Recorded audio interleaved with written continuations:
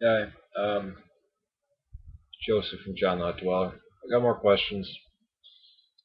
Sorry I haven't been making videos. Been kind of busy lately. So I can like do them in the early morning or late at night. I just sleep when I get home. Only chance to do them is the early morning. So this one's from Rail Connex again. He had two questions. One was about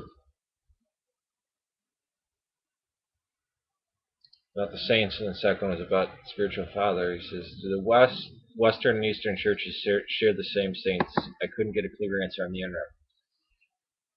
Yes and no. Up to the year 1054, we have the same saints because the church was still one back then.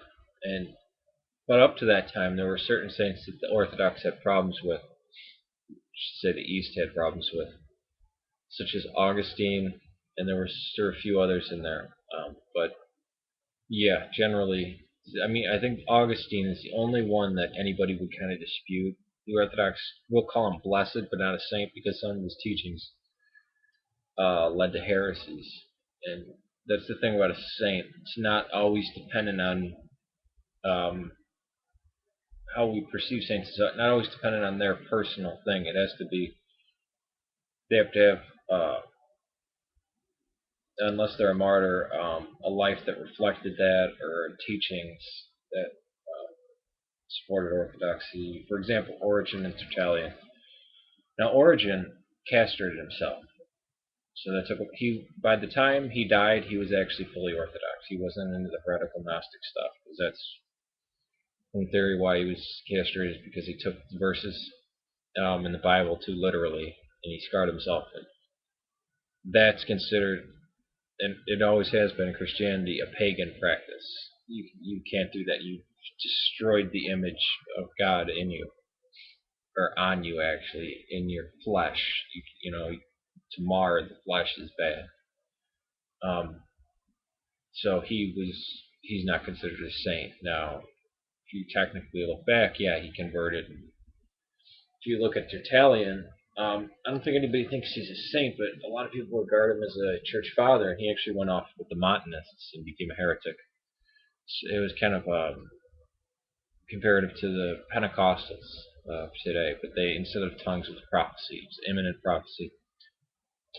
So yeah, up until 1054, the same saints, and in fact, some Orthodox will have a picture of Saint Francis, because Saint Francis is more like the Eastern saints than a lot of the Western saints are. And there's where the West has one kind of Saint Francis guy that talks to animals and communes with nature and stuff. The East has tons of them. I'll show an icon in a later video. Germanius, the lion. Um, I mean, and you can have devotions to Western saints or Marian apparitions. It's just not what the church does. If it's your own personal religion, yeah, that doesn't really conflict with Orthodoxy, because Orthodoxy doesn't have a way of establishing saints. It's not like declared by the Pope, and then this, because we don't have a Pope. It's just organically. Spiritual father is somebody that guides you. A lot of times it'll be your parish priest.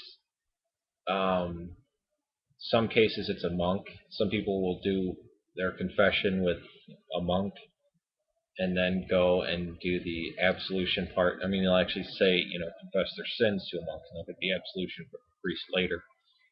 Uh, Sometimes it can even be a godfather, but it's usually your parish priest. Um, it's more kind of something that a term that people use. Don't get me wrong, it's fully orthodox. But if you never say you have one, or if you say, oh, I got four, it's fine. Um, I think that largely grew out of the monastic community where, you know, certain people would look to certain abbots.